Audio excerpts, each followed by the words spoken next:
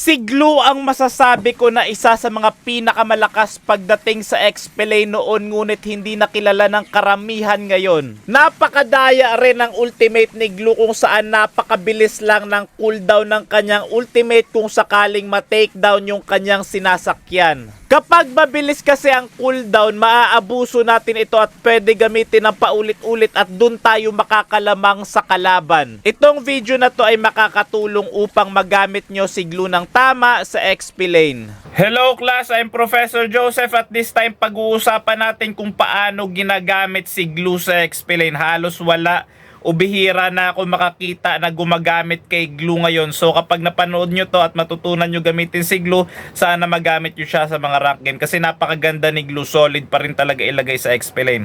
Shoutout nga pala kay Miss Anna at kay Miss Mika na bumili sa akin ng dried fish tocino. Kung gusto nyo mas-shoutout, bumili na rin kayo, mag-message lang kayo sa page. Upang magamit natin ng tama ang isang hero, lalong-lalo na si Glue, dapat maunawaan natin yung mga skills na meron siya. Ang passive ni Glue ay tinatawag na stick kung saan magkakaroon ng 5 stacks yung kalaban kapag tinatamaan sila ng mga skills ni Glue.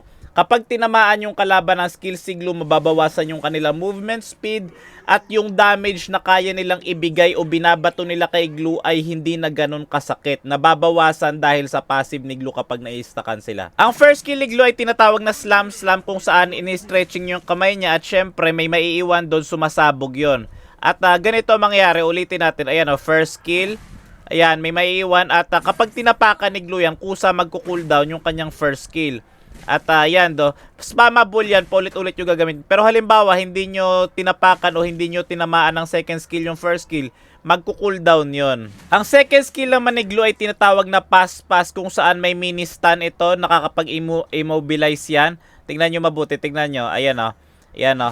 Ayan, may mini stun yan. Tapos, yan rin yung ginagamit ni Glue pang combo doon sa kanyang first skill para makahatak o ma-displace yung kalaban. Parang ganito, first skill, tapos pipindutin ko yung second skill doon at pinuntahan ko yung second skill. So, ayun, parang yun yung pantalon ni Glue. 1, 2, first skill, second skill combo. Yan, maganda yan guys. Practicein nyo yan. Pero halimbawa, gusto nyo hindi na itutok, mag first skill kayo, yan, tapos pindutin nyo ng dalawa yung second skill. Doon yun pupunta sa kung saan naroroon yung first skill. Ang ultimate ni Glue ay may 2 phases, split and grab. Ito yung split, nagiging maliit si Glue at syempre bumabalik yung HP niya, may HP recovery yan. Ayan, yan yung split. Tapos gagamitin mo rin yung split para mag-stack sa kalaban at para magamit mo ang grab. Ito naman yung grab kung saan papatong si Glue sa kalaban kapag na-stack ka niya. Yan. Pero kapag gusto nyo mabilis ma-stack, first skill, second skill nyo muna. Pero yan nga, basta kapag nakasakay na si Glue, pwede niya kontrolin yung kalaban kung saan niya gusto papuntahin gamit yung kanyang first skill at second skill. At mabilis lang yung cooldown ng ultimate ni Glue kapag namatay yung target niya, yung ginamitan niya ng kanyang ultimate. So ito ulitin natin, 1, 2, combo, ayan. Tapos may stack na, magagamit na yung yung grab ni Glue. Hindi pala magagamit yung grab kung sakaling walang stack. So kinakailangan mo muna dumikit dun sa kalaban para magkaroon ng stack. At syempre, patamaan mo ng mga skills mo. Ang gamit kong emblem sa XP lane Glue ay basic common emblem na may Vitality, Tenacity, and Brave Smite. Tapos Flicker Battle Spell para panakas at panghabol sa taong ayaw sa'yo. Solo rank game ito at kasama ko ang aking sarili. Katapat ko nga pala dito sa XP lane sa Xborg. Ang build ko kay Glue sa game na to ay nasa screen. At take note lang, hindi sa lahat ng pagkakataon ay ganyan dapat ang i-build nyo. Kaya napakahalaga talaga na maunawaan natin yung bawat items. Kasi itong game na to more on physical damage yung kalaban. Kung sakaling magic damage yung karamihan sa lineup ng kalaban nyo, syempre babaguhin nyo yung build nyo. Hindi rin pala ako basta-basta umuwi kahit low HP kasi naka-basic common emblem tayo tapos may Brave Smite pa tayo na talent at kamuntikan na ako doon pero si Xboard yung nabigyan. Kapag may pagkakataon kayo kumuha ng mga gold dito sa Torres sa early game, samantalahin nyo kasi sayang kung hindi nyo makukuha at mag-advance cut na ako dito, i-clear ko na to dahil lalabas na ang turtle. Ito pala yung part na nagkamali ako dahil nga papalabas na yung turtle, nagbibigay ako vision kaso napakarami nila at sinusubukan ko naman tumakas gamit yung aking split ultimate. Pumatong ako dun sa barats kasi sa kanya nabuo yung stock. At syempre may space si Martis na kumuha ng turtle, pero napakatagal nila bago ako i-take down. Nagamit nila lahat ng skills sila. Bagsak rin yung kasama ko dong Angela, pero ang kagandahan dito, nakuha ni Martis yung turtle.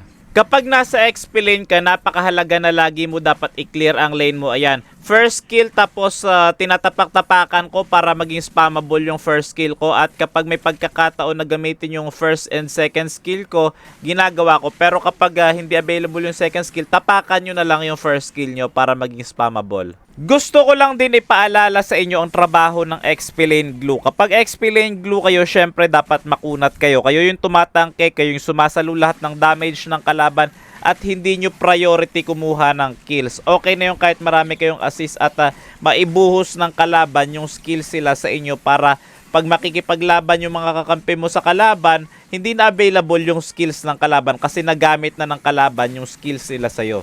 Dahil na takedown yung Lolita na pinatungan natin, magagamit ulit natin yung ating ultimate. At napakaganda ng ultimate talaga ni Glue pang hatak sa kalaban kasi papapuntahin mo siya sa maling direksyon.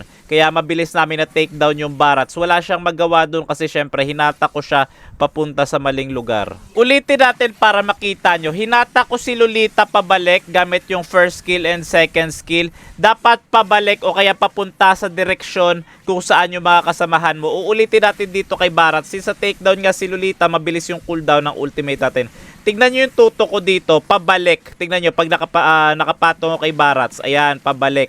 'Di ba? So mamamatay si Barats. At ang kagandahan dito, kapag medyo bobo yung kalaban, tinitira nila si Glue kapag nakapatong si Glue. Ito example ha, nakapatong ako kay Glue at tinitira nila ako, inaatake nila ako kahit nakapatong ako dun kay Barats. At syempre, yung tatanggap ng damage talaga na malala ay si Barats. Babalik tayo dito dahil wala nang ang ultimate itong Sask at matitake down natin siya. Basta ganito tandaan nyo, kapag nakapatong si Glue, wag nyong atakihin. Halimbawa, may kalaban kayong Glue at pumatong sa kakampi nyo, huwag nyong tirahin kasi yung makakatanggap ng damage yung pinapatungan ni Glue. Libreng free lord ito para sa amin kaya kinakailangan namin ito samantalahin. Kapag gamit nyo si Glue, trabaho nyong tangkihin lahat ng sakit. Ang sakit ng kahapon, sakit ng nakaraan, yung sakit na naramdaman mo na iba yung pinili niya, yung sakit na naramdaman mo habang umiiyak ka dahil naaalala mo siya. Kapag gamit mo si Glue, dapat handa kang tanggapin lahat ng sakit ng yon. Handa ka dapat magsakripisyo para sa ikakasaya ng iba. Kapag gamit nyo rin si Glue sa XP Lane, dapat rumirespo talaga kayo kapag may team fight. Ito napakaganda kasi nasa masikip na lugar sila at madali ko maistakan yung Barats.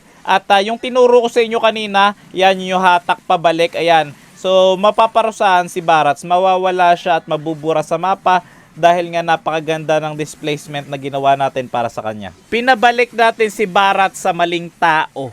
Makukuha na naman namin ang libreng free lord dahil nga bagsak yung Barats jungler ng kalaban. Ito pa kagandahan kay Glue. Kapag nakadikit kasi yan sa mga squishy heroes ng kalaban, lalong-lalo na sa marksman, tignan nyo ito mabuti.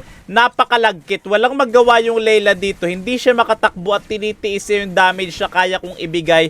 At meron pa tayong blade armor. So wala talaga siyang magagawa. Wala siyang matakbuhan. At dahil sa mga nangyaring iyon, dalawa yung bagsak sa kanila, may kasama pa kaming lord. Ito tatandaan nyo ha, kapag may lord yung kalaban, wag muna kayo palag. Depensa muna. 6 versus 3 kasi dalawa yung bagsak sa kanila tapos may lord pa kami. So parang 6 kami tapos sila 3 na lang dumedepensa. Kaya napakadali para sa amin magbasag ng mga tore kasi kulang na sila eh. So kapag may lord yung kalaban, dapat patience muna. Wag muna pumalag kasi kinakailangan nyo dumepensa eh. So nahihirapan sila dahil nga kulang sila. At gustong-gusto na talaga namin na tapusin yung laban na to at pinipilit namin tapusin. Kaso nga lang talaga maganda rin kasi yung depensa nila dito kasi nabuhay na rin yung mga miyembro nila. At ito, nagpo-front ako para kahit papano ako yung sasalo ng damage at matowerlock na makakampi ko. Pero napakahirap pa rin para sa amin tapusin yung laban at isa-isa na rin nagtutumbahan yung mga kakampi ko. At ako kamuntika na rin dito at 4 na yung bagsak sa kalaban at babalik ako upang ang laban ay wakasan. Kapag mga ganitong uri ng sitwasyon, syempre dapat towerlock na kasi yung iba pa tipi-tipi pa kahit tatapusin na lang yung laban at ang ending hindi pa matatapos at natatalo pa. And please share this video para matuto rin po yung iba. Maraming salamat po.